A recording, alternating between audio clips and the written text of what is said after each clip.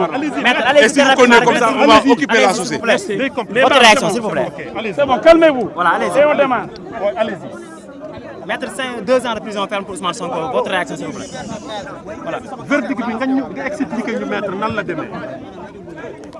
Silence, s'il vous plaît. On démarre.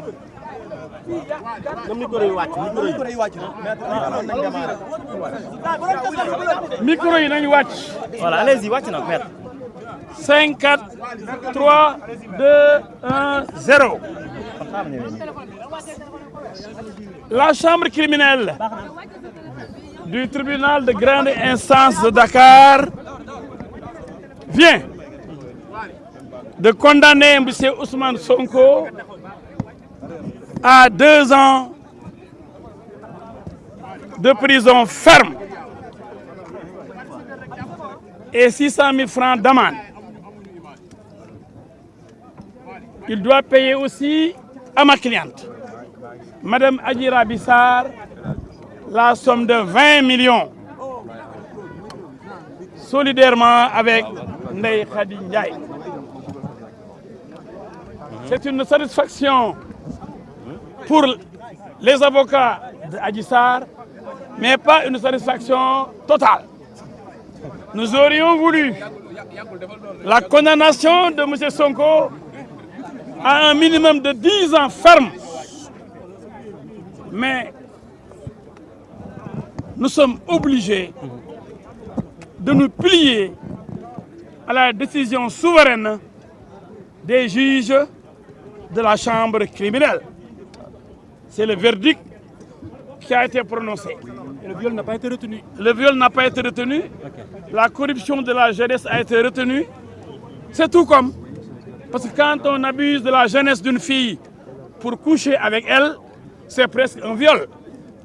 Si on fait étalage de sa puissance devant une jeune fille pour pouvoir accéder à ses parties intimes, c'est comme un viol. Donc que les autres là ne crient pas victoire. La victoire, c'est qu'on n'a pas nié l'existence du contact sexuel. On n'a pas nié les dommages causés à la jeune fille. On n'a pas nié donc l'existence de sperme confirmée par le laboratoire du CTO. Donc la culpabilité de M. Sonko a été établie et retenue par les juges de la chambre criminelle. Par conséquent, nous avons une satisfaction, c'est vrai, un peu mitigée. On n'a pas une satisfaction totale sur toute la ligne. L'homme propose, Dieu dispose. Mais nous avons au moins une victoire, une grande victoire, sur une personne qui a toujours menacé les juges, qui a menacé la société, qui a menacé l'État et qui se croyait au-dessus de l'État, au-dessus des juges et qui n'a même pas respecté la chambre criminelle en refusant de se présenter devant elle.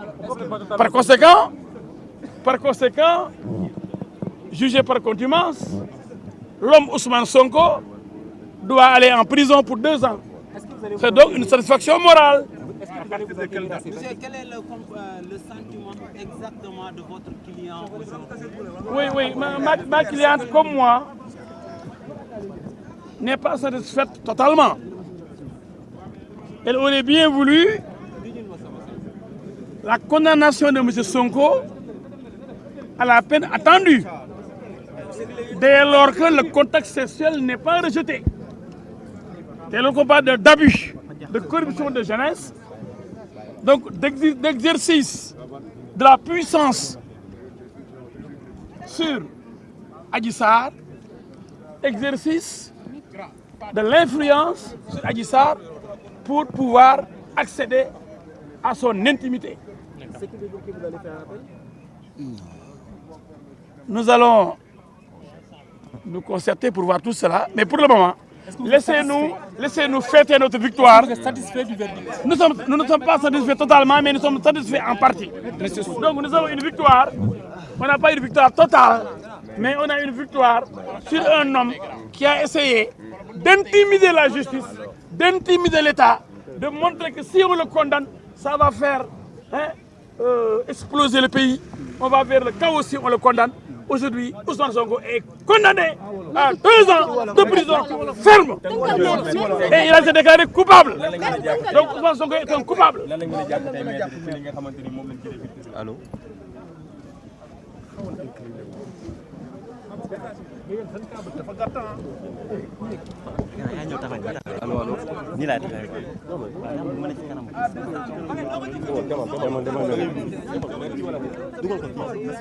waaw li am tey mooy tey dafa nekk bis bu mag bis boo xam ni ñu bëri dañ ko ragaloon am na ñu ne war sax Ousmane Sonko kenn du ko atte moom ci boppam gis ngeen def na lu ne pour kenn du ko atte ordonnance de renvoi bi mu ñëwee ñi def appel di def pour waat ordonnance de renvoi amul appel pour yéexal jël biñ ko ooyee muy daw du jël convocation bi ba yóbbu ko mairie ba fekk Casamance jox ko Ziguinchor convocation bi waaw lu mu doon daw moom bu gëmee nit ñi ne moom yëgul procès bi ma ñëwul xam nga deew lu ko neex ay avocat am ko lu ñu fiy def yow bu ñu lay oowul tribunal sa avocat ni ñu ko yëgee bay ñëw tribunal ma ni gars yi ku yëgul ne dañ lay atte kenn oowu la tribunal lu tax nga am junniy avocat ñëpp taxaw naan dañuy ñaan ñu dàq ko. lan lañ la tourné pour kon boog dañu leen wane tey li ñëpp foog du am. mooy ñaf ci kaso bi Ousmane Sonko am na. dogal bi lu mu doon. mooy ñaari at yoo xam ne daf ko war a tëdd du sursis de ñaari at yu mat sëkk yu war a nalaw hôtel 0 étoile bii bu Rebeuss. si lan lañ la tenir pour tëj ko ñaari atu kaso.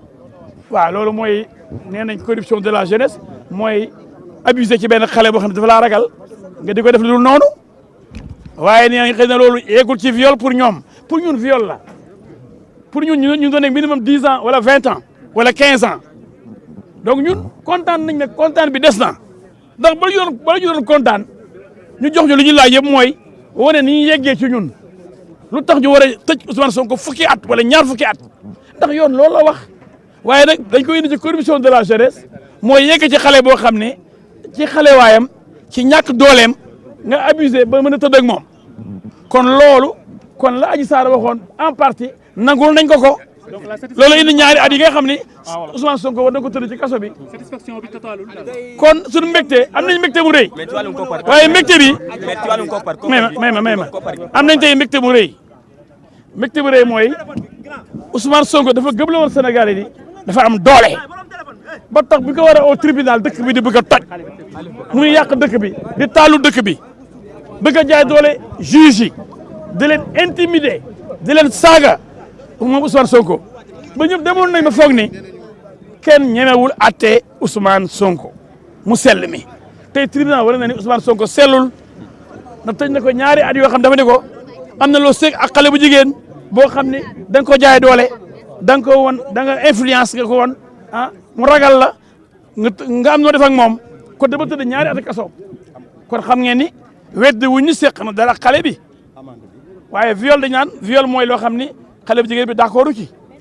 ndàmpaay bi nag mu toll si ñaar lan lay joxe ci koppar. waaye yoon nee na ginnaaw mu tëj ko ñaari at yu war a tëdd fii ci kaso bii jege bii ku ñëwoon bu ñu ko tëjee dëkk bi tàkk yoon am fit tëj ko mu war a fay 600 000 francs amende ëlbatiku yëkkati ñaar fukki millions moom Ndeye Khady Ndiaye ñu jox ko ndàmpaay solidairement à Adji Raby Sarr kon ku deful dara doo tëdd ñaari at ku deful dara doo fay ñaar fukki millions kon tey am nañ ndam lu rëy a rëy waaye ndam li mënoon naa gën a rëy nag buñ ko ñafoon fukki at buñ ko dooroon fukk waaw dañ comme registre de viol comme registre de viol mënuñu ko tëj ci loolu xam nga incitation à la débauche kese la. waaw moom mooy jël xale jigéen di leen def loolu dul noonu. est-ce que di ngeen def appel maître.